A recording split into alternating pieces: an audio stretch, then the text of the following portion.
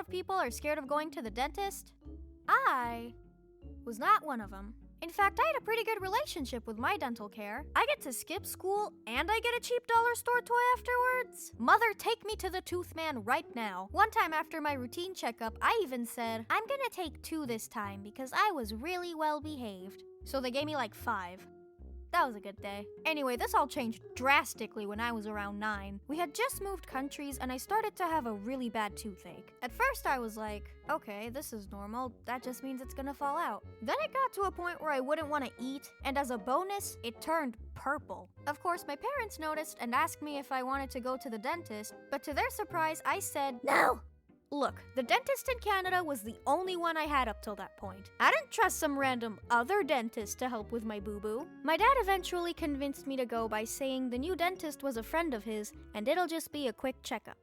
So we went, and for the first time in my life, I felt fear. I don't know why. This literally never happened before. But the more we waited, the sounds of the tools, the posters that looked like they've been there before I was even born, and even the TV started to increase my panic. The assistant noticed the look of absolute terror on my face, so she tried to calm me down by saying, don't worry, you won't feel a thing.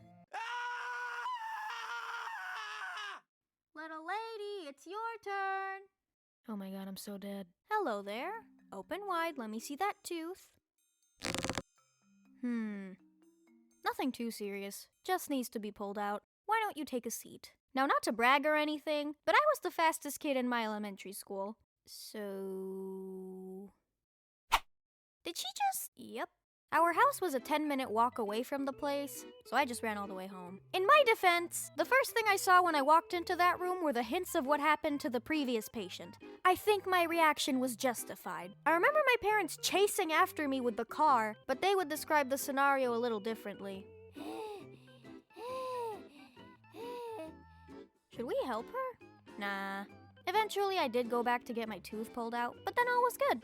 I'm just kidding. He pulled out the wrong one. We had to go back twice. Your choice of dentist is as bad as your ability to use the internet. Seriously, he's had his bank account info stolen twice, his laptop hacked, and his identity was stolen. I've told him countless times to just get a VPN, to which his response was to click on something that said free VPN, which turned out to be malware. I try really hard to teach him about safety on the internet, but admittedly, I'm not very good at it either. So this video is sponsored by NordVPN. No matter how careful you are, it is surprisingly easy to get your info stolen online. The most common way this happens is that scammers will create a fake website and then pay to get it put at the very top of the search page. And they can be very hard to tell apart from the real one. All it takes is one click, and there goes all your info. But thanks to NordVPN's advanced browsing protection, all the safe results will show up with a little green checkmark next to them. It also comes with an ad blocker and access to thousands of servers in over 100 countries, so you can get around region-blocked content. Go to nordvpn.com/KaitlynFlames to get a huge discount on a 2-year plan. I don't want to pay for this. Like I said, you can get a really good discount if you click on my link in the description. But what if you don't like it, there's a 30-day money-back guarantee? Seriously? Okay, if you click on my link, you get the best discount for 2 years and an extra free 4 months. Okay, you can get the same deal by going to nordvpn.com/KaitlynFlames, so you and your loved ones can be safer on the internet. Fast forward a few years later, I was in 6th grade and I started feeling really insecure about my smile. Whenever I laughed, I wouldn't just cover my mouth, I would cover my entire face. So when I found out that there was a thing called invisible braces, I immediately asked my parents if I could get some. So everything looks good, but there's one problem. I'm feeling a little bump on her palate, which typically indicates that there's a tooth under there.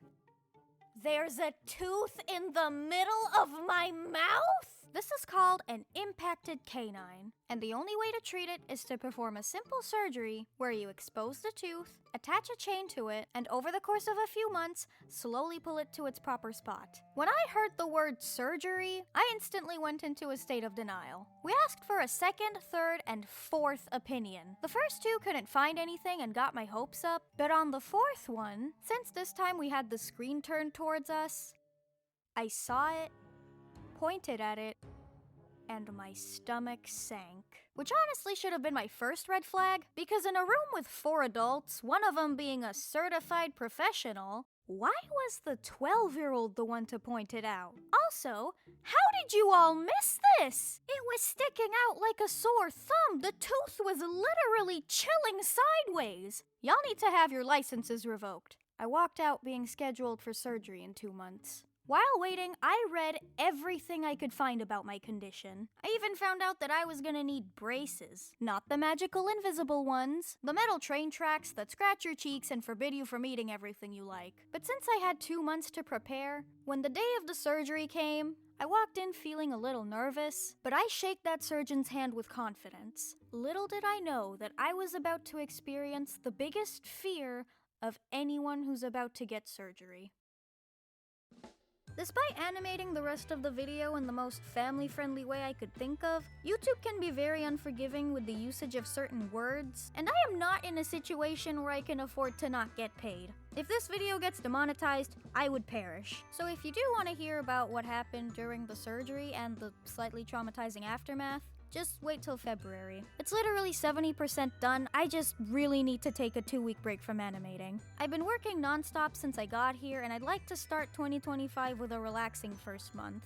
Also, you may have noticed that 5 of the backgrounds look a little different. That's because they were drawn by some other people I hired. I'm still not fully comfortable with getting help for my videos, but I'm starting to realize that no matter how hard I try, uploading more than 3 times a year by myself is physically impossible. I'm still looking for people who can match my art style, so it might take a while before I can form a little group of talented background artists. That way I can focus more on improving my animations. But until then, just bear with me and my choppy work.